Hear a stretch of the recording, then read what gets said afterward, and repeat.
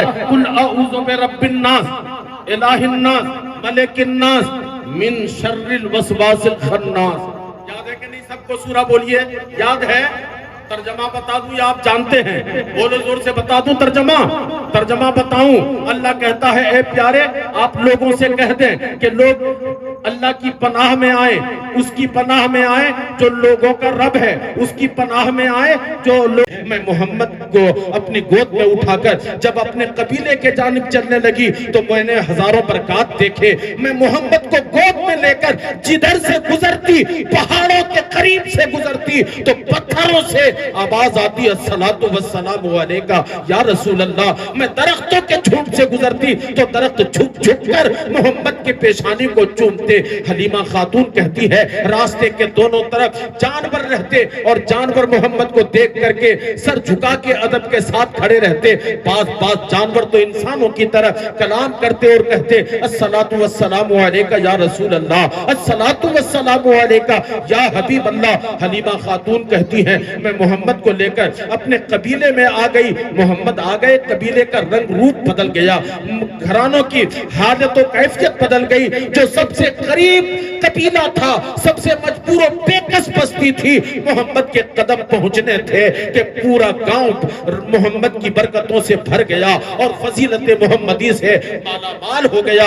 حلیمہ خاتون کہتی ہے کہ جب 2.5 سال کا زمانہ ہوا, رضاعت کا زمانہ 2.5 برس کا زمانہ ہوتا ہے. حلیمہ خاتون کہتی ہے رضاعت کا زمانہ ختم ہو گیا. میں محمد کو نہیں چاہتے ہوئے بھی مکہ لے کر کے گئی, اور جب گئی تو قبیلے کی تمام عورتیں بچے رو رہے تھے. میں نے جا کے آمنہ خاتون کو, سردار قریش عبد المطلب کو پوری کیفیت بیان کی اور میں نے کہا کہ یہ بچہ دوبارہ ہمیں دے دیا جائے تاکہ ہم ٹھیک سے اس کے فیوز و برکات سے مالا مال ہو سکیں.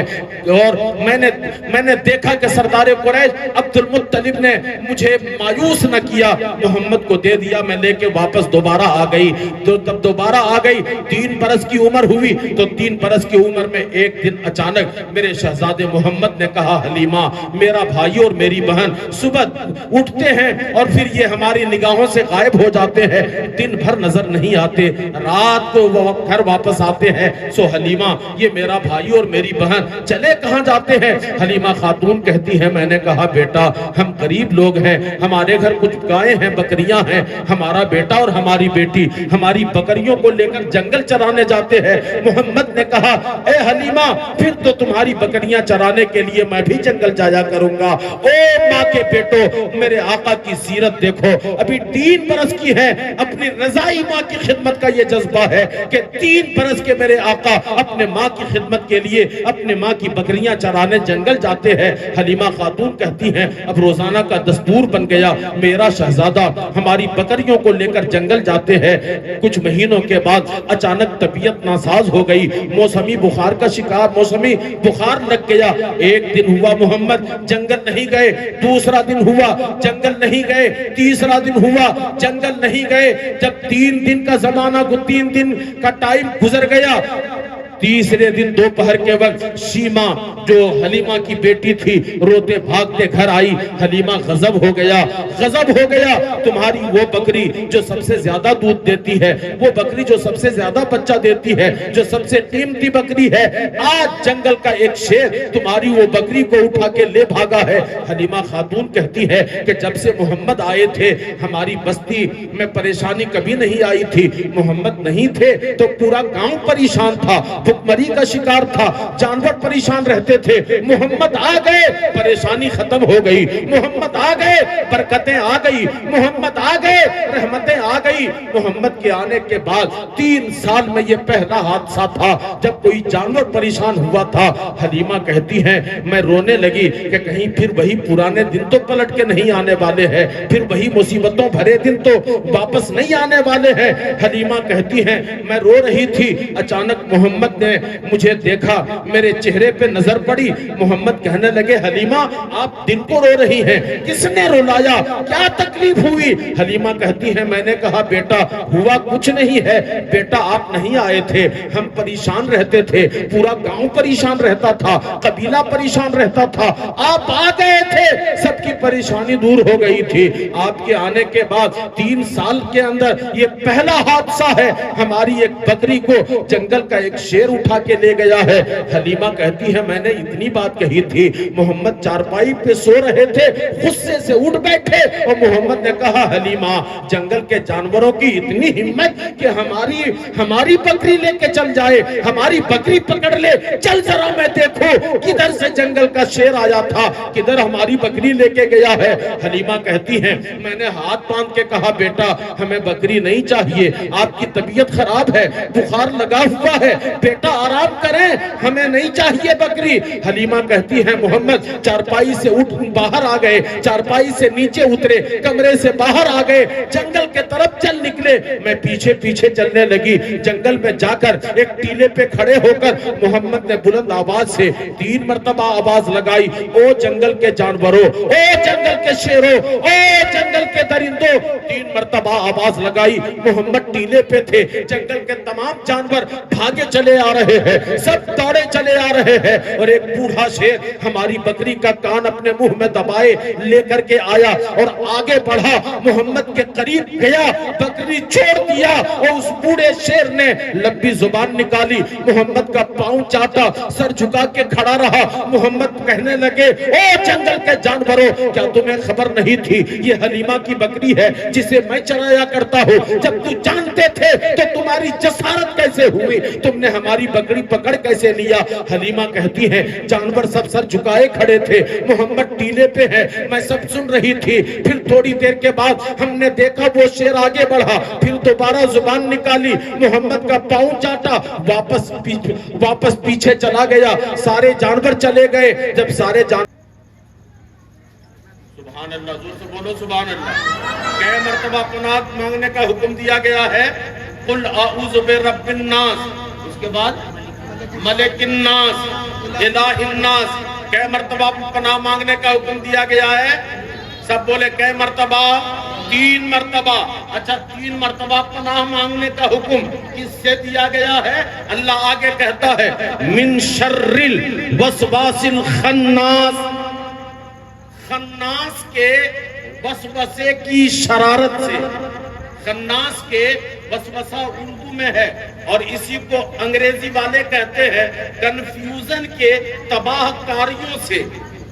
خناس کے کنفیوژن کی تباہ کاریوں سے یہ جو وسوسہ ڈالتا ہے، وسوسہ ڈالنے والے کو دیوبندی نہیں کہا جاتا ہے، وسوسہ ڈالنے والے کو وہابی نہیں کہا جاتا ہے، جو وسوسہ ڈالنے والا ہے اسے قرآن خناس کہتا ہے۔ کیا ہے بولو؟ کیا ہے؟ زور سے بولیے، خناس۔ اچھا یہ خناس ہوتا کون ہے؟ اللہ خود آگے کہتا ہے من الجنت والناس۔ یہ خناس کبھی ٹوپی پہن کے آدمیوں میں ہوتا ہے، کبھی داڑھی لگ کر کے صاحبانے چپو دستار بن کر کے یہ انسانوں میں ہوتا ہے، اور یہی خناس کبھی جنات میں ہوتا ہے۔ تو میرے نبی زمین پہ آتے ہی کہاں چلے گئے؟ تھوڑا بولیے کہاں چلے گئے؟ وہیں پر آئیے، کہاں گئے؟ سجدے میں۔ کچھ کہہ رہے کیا؟ اچھا حضرت کہہ رہے ہیں تقریر اچھی ہو رہی ہے اور کرتے رہیے، جن کے بولیے سبحان اللہ۔ تو میرے نبی زمین پہ آتے ہی کہاں چلے گئے؟ سجدے میں۔ یا رسول اللہ 14 صدی کے بعد رکھا بنی کے یہ جوان جاننا چاہتے ہیں آپ زمین پہ آئے، آتے ہی سجدے میں کیوں چلے گئے؟